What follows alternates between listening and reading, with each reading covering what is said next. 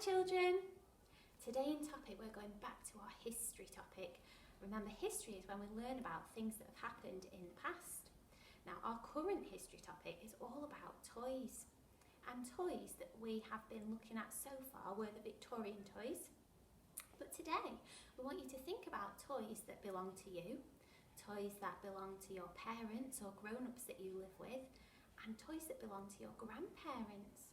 And today's activity is really nice. We don't want you to do any worksheets. We need you to have a chat about toys. But first of all, I'm going to show you some toys I've got here, and I need you to guess which one, or have a little think by looking at it, which one might be the oldest and which one might be the newest. So let's have a little look what I've got here. So I've got some dolls. I've got this doll. She's made of plastic and her body is soft, made of fabric. I've got a picture here of a china doll.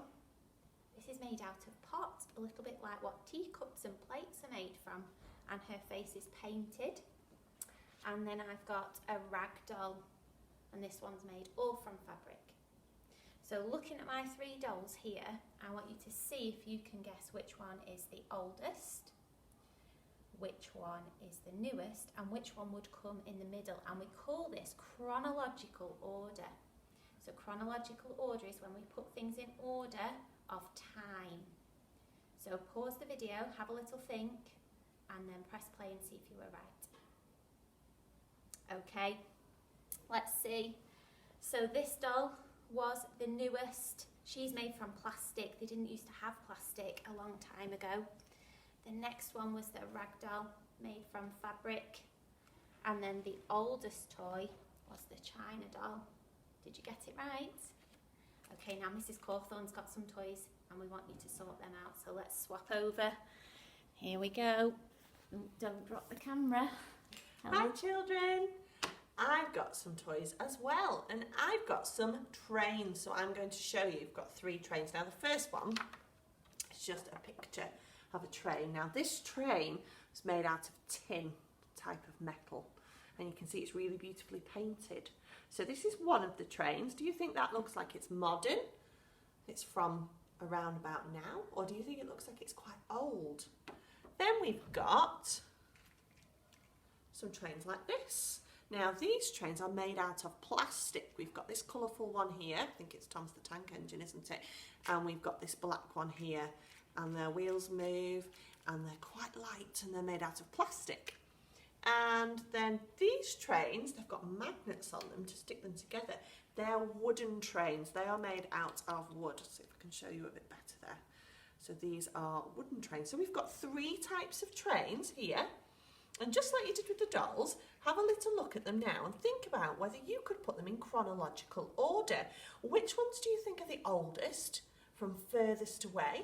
Which ones do you think are the most modern, the newest, perhaps something you might have in your own house that you might play with? And which one do you think perhaps comes in the middle? So pause the video if you want to, have a chat and decide which order you would put them in.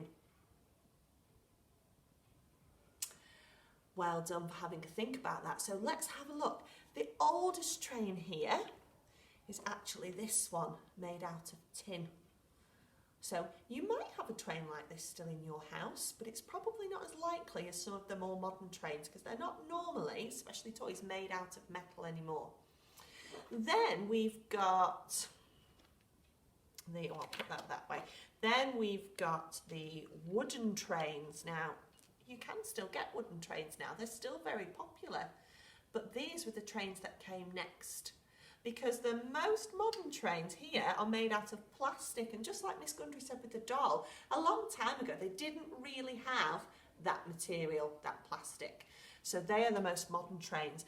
There's two different plastic trains here. I think this one is probably even more modern than this one, because it's more colourful and it's got more detail on it. So what we want you to do today is we want you to have a chat to your grown-ups at home and see what toys they played with when they were little. It might be that you find lots of similarities, or you might find that they played with things that were very different to the sort of things that you've got now. We would also like you, if possible, to speak to a grandparent or an older relative, maybe on the phone, or you could do a Zoom call or a video chat if possible, and find out what they like to play with. Then you've got 3, just like we have, 3 different things to compare. There we go. Now, I have some very exciting news. I have been in touch with some historians at a museum, and a museum is where there are lots of different objects that are from times in the past, and they are very special objects. But the historian I've been talking to is somebody who knows lots and lots about toys from the past. And they've said to me that if we send them 10 questions, they will send us a video message back answering those questions. So Mrs. Cawthorne and I would like you to have a good think about something you would like to know about toys from the past. And then if you can send that question to us, we'll pick the top 10 that we think will be most interesting, and that historian is going to answer those for us. So that would be really super. And I think Mrs. Cawthorne's just going to remind you how to write a question. Now you can do this either on Seesaw by typing it, or you can write it in your purple book, or if you would prefer, you can just leave us a little audio message with your question. But if you want to have a go at writing it, Mrs. Cawthorne's just going to show you how. So we have had a little think about questions in English. So we know lots of question words. So questions normally start with how, why, when. We've got lots of different question words. What is another one of them.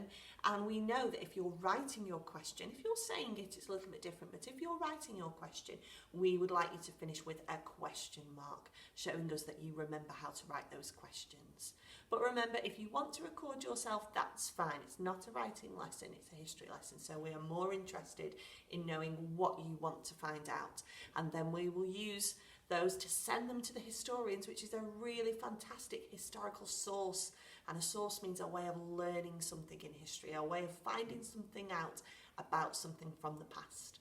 So we're really looking forward to receiving those questions so that we can send them off, and hopefully by our next history lesson we might have that really special video to send you.